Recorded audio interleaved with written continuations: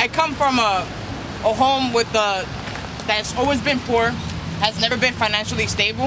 I have family members who have been drug addicts, alcoholics. An older brother who, when we used to live in New York, got himself 12 court cases in 1 year. Divorced parents that haven't been together for about 10 years now.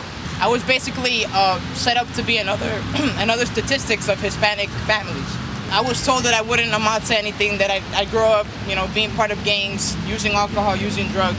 And it wasn't until a light called HPSS that was able to help me and my family out and able to make a difference in my life. It was a family shelter that my mother and my sister got into after my father left my mom, and after my own grandma actually kicked my mom out of the house.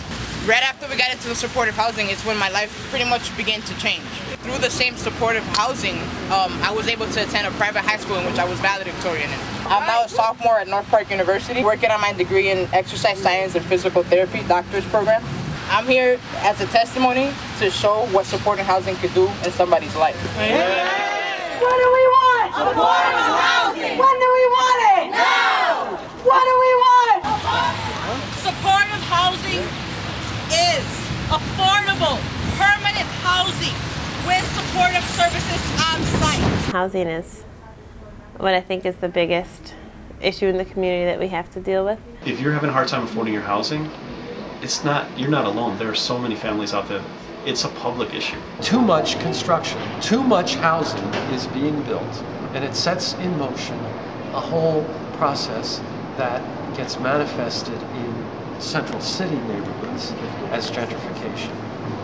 I feel like people are getting kicked out of their homes, white people are coming in, and Latinos and African Americans can't afford, rent, and then, yeah. I don't think it's so simple to just say that it's yuppies. It's about banks.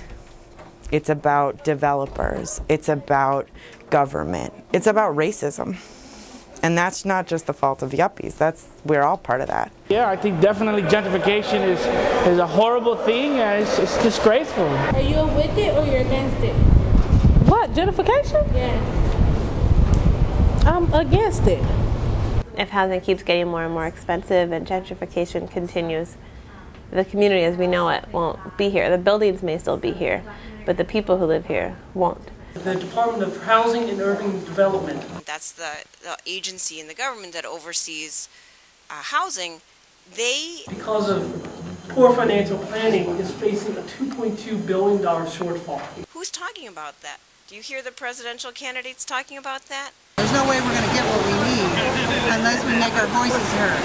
Shame on race! Shame on race! Shame on race! You're not going to find that many aldermen that are going to say, I'm committed to doing supportive housing. So, I'm a little insulted that I got a bunch of people protesting when, I'm your friend and I'm getting this shame on Ray thing. I think at some point people have to stand up and make it stop. Otherwise, no one will be able to afford to live anywhere. Supportive housing is our opportunity to not just remember our neighbors who are facing complicated situations, but provide them with a permanent place in our community.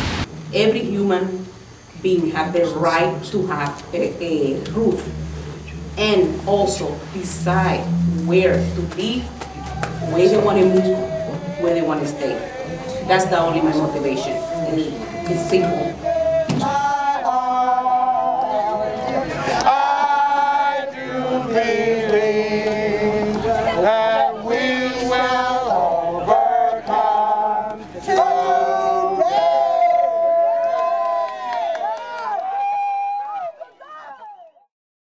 I think that Logan Square is a great community because of the diversity of the community. All cultural backgrounds to religious backgrounds to financial backgrounds living here in Logan Square, and I think that makes it quite unique. The best thing is the people who live here. It's really friendly. I like that there's a lot of families. There's a lot of energy in the community. It's a community that's grounded. It's like a real world community where people are concerned about each other, they try to help each other. I love the fact that I can come here and feel at ease and feel comfortable and not worry about I'm not like that person next door, or I don't have as much as that person behind me, and live here in peace. And that's what it's all about when we're talking about community. It's nice that there's like places to work and shop around here, so you don't need to travel too far. Once you're in Logan Square, you can stay here and get everything you need. We're 20 minutes from downtown by train.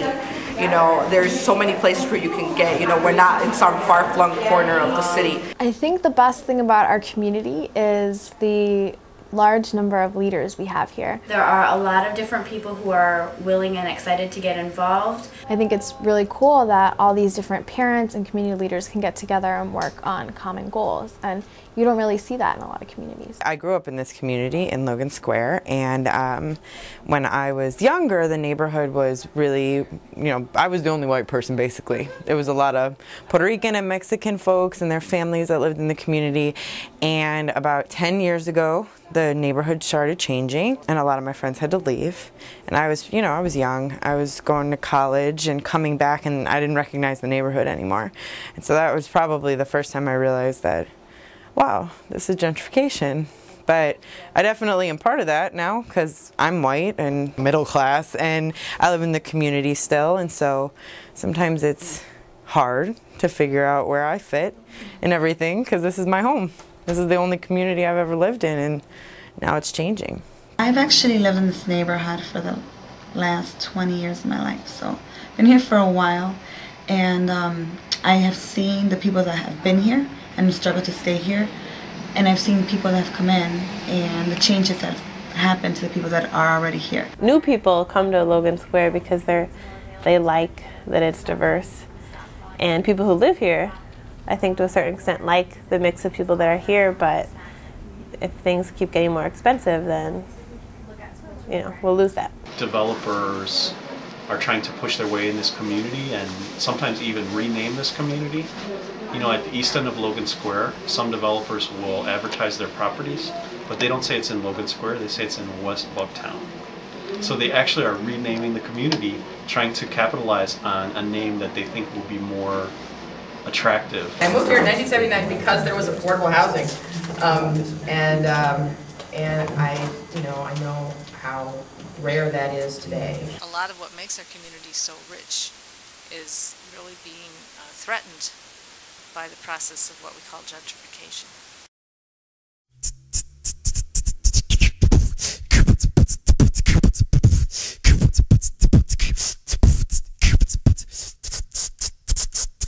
Our hood, Chicago, is absolutely beautiful to me. The community is made of the people that live in it. We got a lot of different races that all get along. Public transportation is available nearby. Our community is very peaceful. Parts of it are beautiful.